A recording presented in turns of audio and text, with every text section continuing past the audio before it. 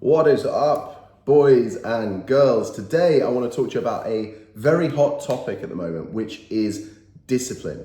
So for those of you who don't know me, people will often tell me and other people that I am a very disciplined man. But honestly, I'm not. I'm actually fighting intrinsic laziness. Like, I am deep down a very lazy guy. Like, every hour of the day, I am tempted to sit back and do nothing more than just binge watch Netflix. I have a very addictive personality, which is why I've never tried drugs, because I'd be like literally homeless, living on the street, or I'd be dead. And my ability to be disciplined is more just on me consciously overcompensating to avoid my intrinsic laziness. I also realized quite a few years ago that I believe that I have a pretty average intelligence level, but I didn't want an average life. So I was like, okay, well, what are the variables that I can play with here? It's like, well, if I'm more disciplined than the average man, that means I'm going to work harder. Maybe it means I'm going to work longer, whatever it might be. I'm going to try harder, effectively, let's say. And that's going to have to be the mechanism that I use to get away. Some guys can roll in, they can bang out a video, they can roll out, they can solve the meaning of life, and they're done. And they've done it in 10 minutes. Fair play. I can't do that. So I've just accepted. I was like, okay, what do I want? What's the gap to get me from where I am to where I want? Okay, how do I fill that gap? I fill it with discipline. So that just gives you a little bit of a background as to me and to kind of how I got there. But the real meat of this video is how I'm actually staying disciplined, because I want you to realize, guys, that discipline isn't a personality trait. And that's why I told you that story. It's a habit. And the cool thing is that once you sort of reframe it as that, you realize that anybody can become disciplined. So the real challenge isn't the discipline, it's channeling the discipline, okay? Because a lot of people, they have the trait, but they're just not being disciplined towards the right thing, okay? So, for example, I don't have to tell you to be, you don't feel disciplined when you're binge watching a Netflix series, but you are doing something consciously, actively focused, right? So in a weird way, you are being disciplined, but you're probably just being disciplined at something that you don't really want to be disciplined at, okay? So it's just about taking the trait that you've got and channeling it in the right direction. Okay, so how do I do that? Okay, so there's a few mental models that I want to talk you through. I've got a few notes here. So first thing I do is I think about what I want to do and why I want to do it. And I do those two things, but the thing I also avoid doing is I avoid thinking about how I'm going to do it. Now, there's three sort of levels to this, okay? Sometimes I don't need to do this at all. Sometimes I need to do it for about 10 seconds. And sometimes it can take weeks. So I'll give you some examples that are pertinent to me. I don't need to think about eating a healthy meal. And the way I set myself up there is I don't have unhealthy junk food, crap, whatever, in my house. I just don't have it in the house. So it would be there's a barrier there for me where I have to go out and buy it, and I can't be bothered because I'm intrinsically lazy to go and get the unhealthy food. So I'm just eating healthy food every day, all day, okay? So I don't have to think about that decision. Okay, then the next level to that, a leg day, a hard leg day at the gym. I have to consciously think about that. And it takes me maybe 10 to 20 minutes I always do my legs on a Tuesday and a Friday. It takes me 10 to 20 minutes to actually get up and be psych myself up. And bear in mind, I'm an online coach in the fitness world. I've been helping guys for 5 years and my guys get amazing results. But it still takes me a certain amount of discipline to get up, and that mental model. And it can take anything from 2 minutes to 10 minutes, depending on how I've slept, my mood, how excited I am. But I have palpable nervousness around my leg sessions. So there's a level of discipline that's needed there. And then sometimes it can take weeks. I'll give you a great example of this, and I think a lot of people probably suffer from this one, is posting content online. So let's say you've been doing something for a while, and you've built up a certain amount of knowledge in that space. And now you're thinking, oh, you know what? I've really benefited from this. Maybe there's some other people that can benefit from this. But you've got, whatever you want to call it, imposter syndrome, procrastination, et cetera, et cetera. You've got something, a limiting belief system that is preventing you from picking up the camera, pointing at yourself, pressing record, and speaking. okay? Maybe it's because you think you're not going to be very good at it. Spoiler alert, no one is when they first start. But that one can go on for weeks, months, even years. So that's just an example of how there's levels to the amount of thought you have to put into that. But thinking about what you actually want to achieve and why you want to achieve it will take the emotion out of the decision and make it a bit more logical for you. And it sets the direction and helps you to realize, like, okay, I know where I'm going. I know why I want to go in that direction. Well, and then you start to realize that you're the only thing that's holding you back from walking in that direction, okay? So that's a really important one there. And then I also, and this is just personal to me, I spend a lot of time thinking about legacy. Legacy is quite a controversial one. You'll hear some people who are like super successful saying it means nothing to them. Other people will say it means everything to them. I don't think I'm necessarily in either camp there.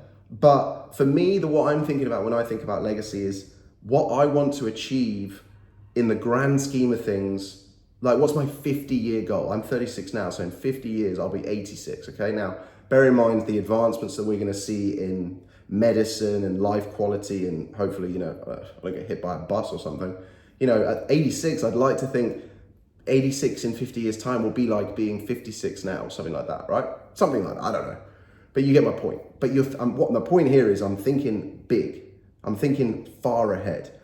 And another way of reframing that is I think a lot about, I probably spend a disproportionate amount of time about the regrets that I don't want to have.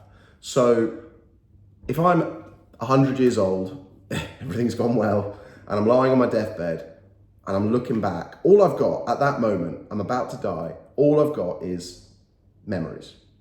That's it. I don't want to be thinking about the stuff that I could have done or I could have said that I didn't do. And I know that's cliched, and I know you've not heard that before. I know you've heard it before, but maybe this is the time with the framing and where you go and apply that. But that has been a game changer to me. If there's something that I really don't want to do, or if I find there's a lot of resistance to doing it, and I don't have the discipline to get up and do it, I like to be a bit of a futurist and think in that way. So that to me is about what I mean by legacy.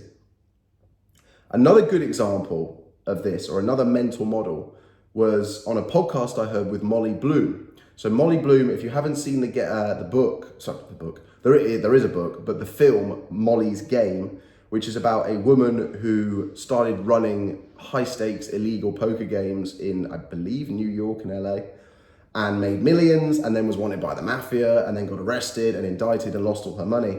So when she then sat down and wrote out her book and became successful again, she was in this mental zone where she was fighting. She was on survival mode almost. And she was able to do stuff that she wouldn't have been able to do if she had money in the bank or if she was comfortable. And this is a really hard one to explain, which is why I'm struggling with it. But I've been in this situation before, and when you're in that position, when you have nothing and you have no choice, and you just have to do the work, you're amazed at what you're able to do. Your mindset shifts, and all of the stuff that you were procrastinating over, all the stuff that you used to find really difficult to be disciplined around, just disappears completely. And she realized this, and then she got successful again, and she realized that she'd taken her foot off the gas, and she didn't feel the same. She didn't have the same buzz, and she was comfortable again, and she had money in the bank, and her life was coming back together, and everyone was like, oh, it's so good that you're back, but deep down she was like, oh, I just don't feel right now. I don't feel kind of comfortable. And she found that I think she said it was through meditation, which is a whole other topic, by the way, that she was able to put her mind back in that state. And then when she was able to do that, she was able to then do all the stuff that she wanted to do in that warrior-like state where it is literally fight or flight. So she actually voluntarily put herself back into that fight or flight response, and she knew she wasn't going to flight to run, so she was going to fight. And when she had no choice, that's when she made the most gains, and discipline wasn't even part of the equation because she couldn't afford to not be disciplined.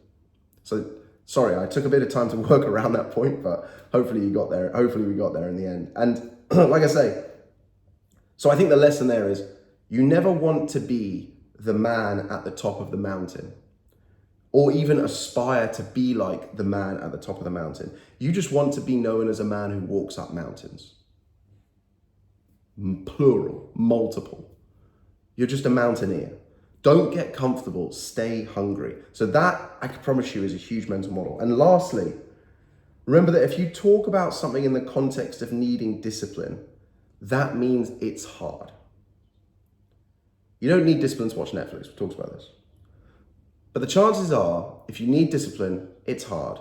If it's hard, it's going to be good for you. If it's good for you, on the back end of it, once you've got through the hard work, it's going to help you. It's going to make you healthier, happier, richer, better looking, whatever it might be, smarter, whatever it might be. So you need to see the discipline not as a barrier, but as an enabler.